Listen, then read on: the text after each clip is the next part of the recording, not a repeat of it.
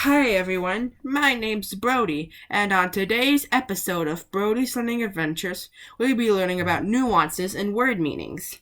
Nuance is a subtle difference in meaning. Example, Sweetie, come here, versus Alex Christopher Johnson, get over here.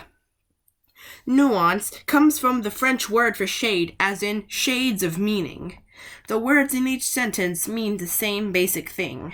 Sweetie equals Alex Christopher Johnson, and come here means get over here. But they have different traces of significance and intention. By having a strong understanding of a word's nuance, you can communicate effectively by using the words with just the right meanings. You can use a word's nuance to emphasize different features of what you're describing. For example, not good means basically the same thing as bad. Bad is roughly the same as terrible. Lastly, terrible is close in meaning to disastrous. However, if your friend asks, how was your day? There's a big difference between saying not good and disastrous. Intention means a person's purpose, objective, or plan.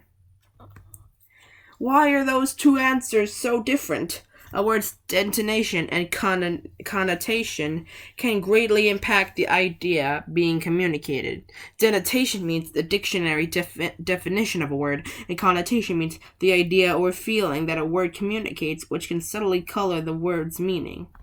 A word is usually used according to its connotation because of the way the word can change the meaning of a sentence. Example. In this paragraph from Alexander Dumas' The Count of Monte Cristo, the author describes Danglars, the enemy of Edmond Dantes, the hero. What if we switched the underlined words with similar words? He was a man of 25 or 26 years of age, of unprepossessing countenance, obscuresque to his superiors, insolent to his subordinates, and then, in addition to his position as responsible agent on board, which was always obnoxious to the sailors, made him as much disliked by the crew as Edmond Dantes was beloved by them. Unprepossessing, obscure, and insolent were the words underlined. Word. Unprepossessing, obsequious, and insolent. Synonyms from a thesaurus. Unprepossessing means unattractive, awful, disfigured, grotesque, etc. Obscene means respectful, servile, obedient, fawning, slavish, etc. And insolent means arrogant, breezy, and discourteous, etc. For unprepossessing, all of the synonyms mean unpleasant to look at, but the connotations are different. Unattractive is hardly the same as disfigured.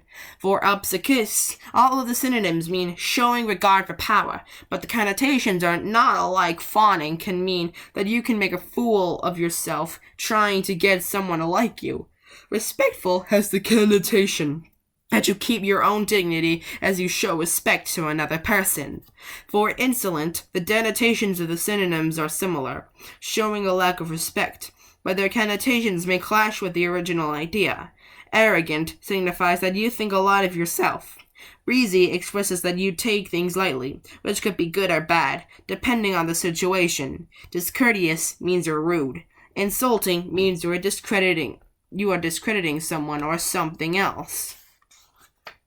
In fact, if we replace the original words with synonyms that have similar meanings, without thinking about nuance, the passage might communicate something totally different like this.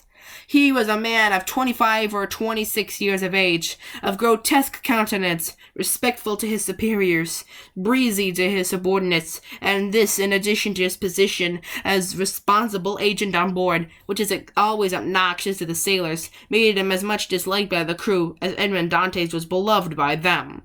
All these words have similar denotations as the original words, but the connotations aren't the same. In the original description, Danglars sounds like a real villain, but in this version, he doesn't sound like such a bad guy, although the passage doesn't make much sense anymore. In fact, from the changed description, it's hard to tell why the sailors wouldn't like him.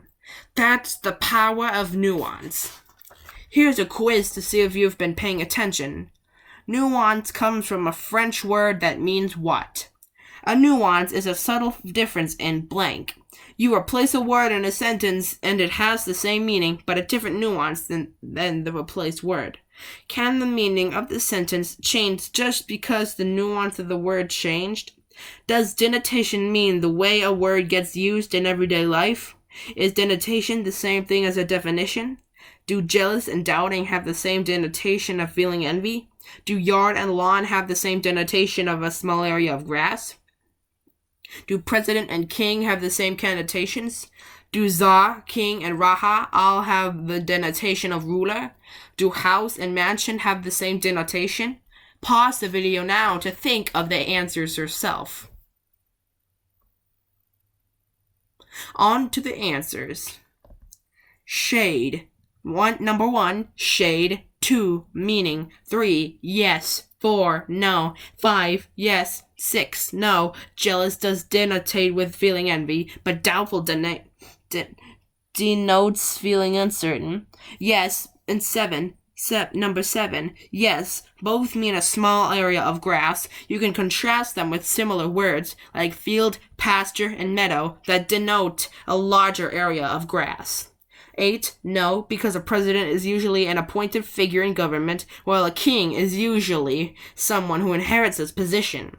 Number 9, yes, because ruler is a large enough category to describe all three, Tsar, king, and Raja. And 10, no. Be sure to like, comment, and subscribe, and hit the notification bell so that way you won't miss any of my new videos. This is Brody, signing out.